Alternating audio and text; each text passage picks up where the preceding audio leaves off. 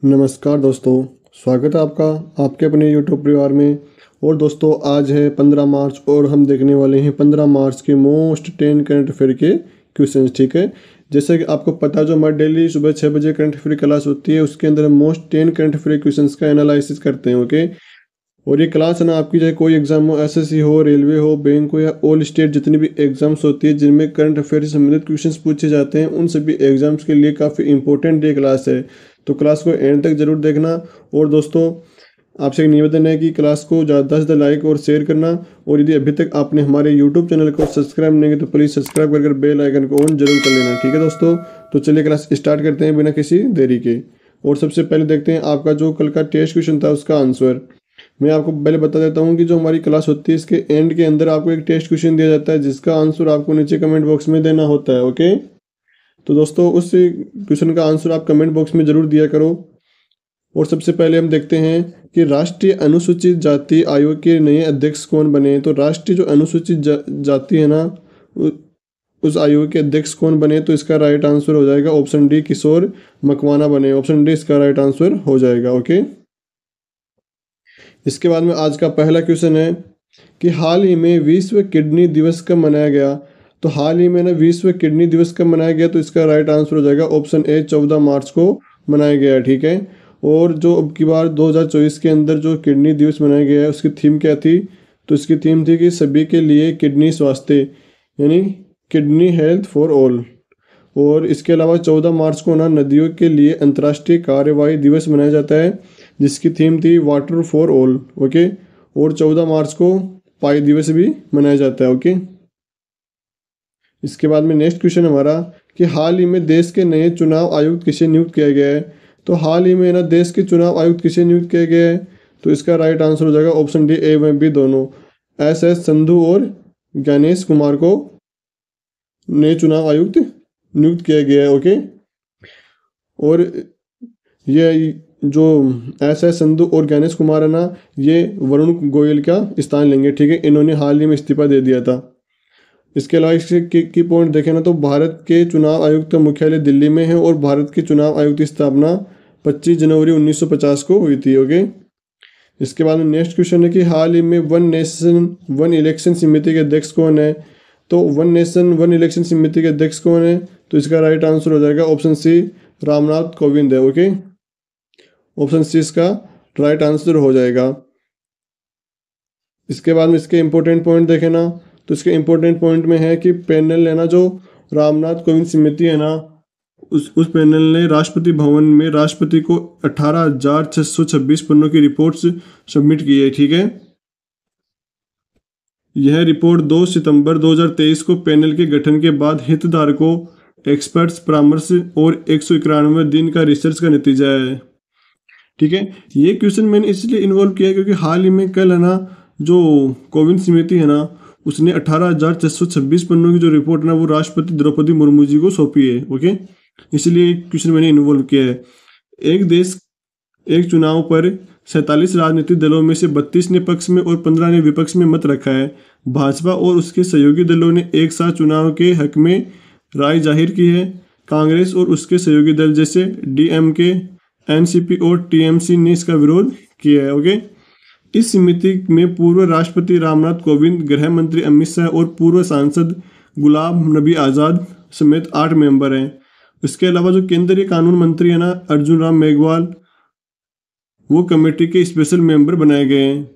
One nation one election का मतलब है कि पूरे देश में एक साथ लोकसभा और विधानसभा वो की चुनाव हो। ठीक है, यानी जो लोकसभा और विधानसभा चुनाव होते हैं ना, वो कभी किसी स्टेट में अलग होते हैं, किसी स्टेट में अलग होते हैं, लेकिन अब जो विधानसभा और लोकसभा के चुनाव पूरे देश में एक साथ होंगे। इसके बाद नेक्स्ट क्वेश्चन है कि हाल ही में देश का सबसे ऊंचा मौसम टावर कहाँ स्थापित किया गया है। तो देश का सबसे ऊंचा मौसम टावर है ना, वो कहाँ स्थापित किया गया है, तो इसका राइट आंसर हो जाएगा ऑप्शन डी, भोपाल में किया गया है। ठीक है, भोपाल कहाँ पर है, तो भोपाल मध्य प्रदेश की राजधानी है। ओके, इसके इंपॉर्टेंट पॉइंट देखें ना, तो 13 मार्च को केंद्रीय पृथ्वी विज्ञान मंत्री किरण रिजिजू ने मध्य प्रदेश के भोपाल में देश के सबसे ऊंचे मौसम टावर का वर्चुअली उद्घाटन किया है। भोपाल के पास सिलखेड़ा में लगा यह टावर 200 किलोमीटर दूर से बादल को ट्रेस करने में सक्षम है। 72 मीटर ऊंचे टावर पर फिनलैंड में बना सी बैंड रडार स्थापित किया गया है। यहाँ वायुमंडलीय अनुसंधान यानी रिसर्च ऑफ ऑपरेशन एक्टिविटी की जाएगी। 3 घंटे पहले ही बादलों की लोकेशन और बरसने की टाइमिंग का पता चल जाएगा। ठीक है, यानी जो बादल जो बरसेंगे ना, उससे 3 घंटे पहले ही इसके द्वारा समय का पता लग जाएगा, फिक्स समय का, कि इस टाइम पर ये बादल बरसेंगे। नेक्स्ट है कि साउथ एशिया का अपनी तरह का यह इकलौता और सबसे बड़ा सेंटर है। Indian institute of tropical metrology IITM Pune इसका मुख्यालय होगा। ओके, इसका मुख्यालय कहाँ पर होगा? तो IITM होगा। इसके बाद नेक्स्ट क्वेश्चन है कि मॉरिशस यूनिवर्सिटी ने डॉक्टरेट ऑफ सिविल लॉ की मानद उपाधि से किसे सम्मानित किया है? तो मॉरिशस यूनिवर्सिटी है ना, उसने डॉक्टरेट ऑफ सिविल लॉ की मानद उपाधि से किसे सम्मानित किया है? तो इसका राइट आंसर हो जाएगा ऑप्शन डी, द्रौपदी मुर्मू जी को किया है। ठीक है, ऑप्शन डी इसका राइट आंसर हो जाएगा। जो हमारे देश की राष्ट्रपति है श्रीमती द्रौपदी मुर्मू जी, उनको जो भी हाल ही में मॉरिशस के दौरे पर गई थी, उनको मॉरिशस यूनिवर्सिटी द्वारा डॉक्टरेट ऑफ सिविल लॉ की मानद उपाधि से सम्मानित किया गया है। इसके इंपॉर्टेंट पॉइंट देखें ना, तो यात्रा के दौरान राष्ट्रपति द्रौपदी मुर्मू ने मॉरिशस के प्रधानमंत्री प्रविंद कुमार जुगनौथ को एक रुपए कार्ड गिफ्ट किया है। रुपए कार्ड हाल ही में मॉरिशस में लॉन्च किया गया था। दोनों नेताओं ने देश के द्विपक्षीय संबंधों को मजबूत करने के उद्देश्य से एक बैठक के दौरान बातचीत भी की। बैठक का उद्देश्य भारत मॉरिशस साझेदारी को बढ़ाने के तरीकों पर चर्चा करना था। राष्ट्रपति द्रौपदी मुर्मू मॉरिशस राष्ट्रीय दिवस में शामिल होने वाली 6वीं भारतीय राष्ट्रपति है। इसके बाद नेक्स्ट है कि हाल ही में देश के पहले फ्यूचर लैब्स सेंटर का उद्घाटन कहाँ हुआ है?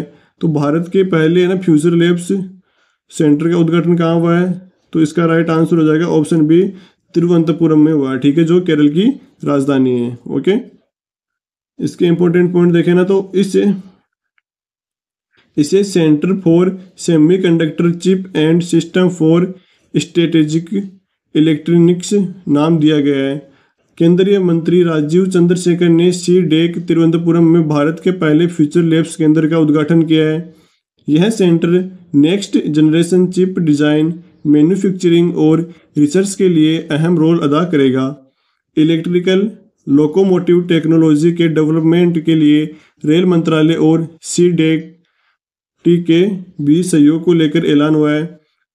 माइक्रोग्रिड टेक्नोलॉजी के डेवलपमेंट और स्थापना के लिए CDEC और टाटा पावर के बीच समझौता पर साइन हुए। फ्यूचर लैब्स भारत सरकार के सिस्टम के रूप में CDEC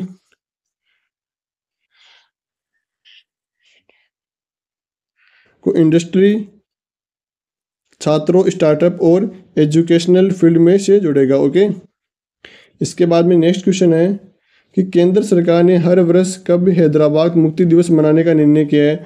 तो केंद्र सरकार ने हैदराबाद मुक्ति दिवस मनाने का निर्णय किया है, तो कब मनाया जाएगा? तो इसका राइट आंसर हो जाएगा ऑप्शन सी, 17 सितंबर को हैदराबाद मुक्ति दिवस मनाया जाएगा। ओके,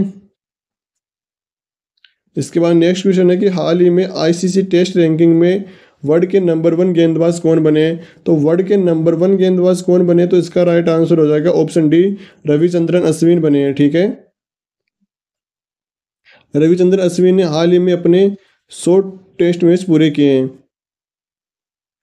ठीक है, इसके अलावा नंबर 1 पर अश्विन रहे हैं और नंबर 2 पर रहे हैं जोश हेजलवुड रहे हैं, 3rd पर रहे हैं जसप्रीत बुमराह रहे हैं और नंबर 4 पर रहे हैं कागिसो रबाडा। ओके, इसके बाद में नेक्स्ट क्वेश्चन है कि हाल ही में promising investor of the year का पुरस्कार किसने जीता है?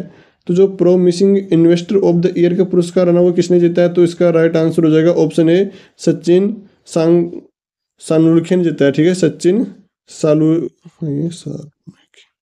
सचिन सालुंखे ने जीता है। ओके, और इनको यह अवार्ड है ना, जो राजस्थान के उप मुख्यमंत्री है प्रेमचंद बैरवा, उनके द्वारा दिया गया है।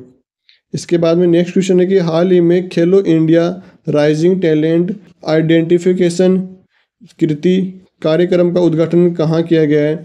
तो जो कीर्ति है ना, इसका उद्घाटन कहाँ किया गया है? तो इसका राइट आंसर हो जाएगा ऑप्शन बी, चंडीगढ़ में किया गया है। ठीक है, तो दोस्तों आज के मोस्ट 10 कंट्री क्वेश्चन यहीं समाप्त होते हैं। और अब हम देखने वाले हैं आज का जो आपके लिए टेस्ट क्वेश्चन है वो। तो आज का आपके लिए टेस्ट क्वेश्चन है कि फरवरी माह का ICC player of the month पुरुष का खिताब किसे ने जीता है? तो आपको बताना है पुरुष खिताब किसने जीता है ना। तो दोस्तों इसका आंसर आपको नीचे कमेंट बॉक्स में जरूर देना है। तो आई होप दोस्तों आपको ये क्लास पसंद आई है, तो क्लास को ज़्यादा से ज़्यादा लाइक करना है, शेयर करना है। और यदि अभी तक आपने हमारे यूट्यूब चैनल को सब्सक्राइब नहीं किया तो प्लीज़ सब्सक्राइब करके बेल आइकन को ऑन जरूर दबाना है। धन्यवाद। जय हिंद, जय भारत।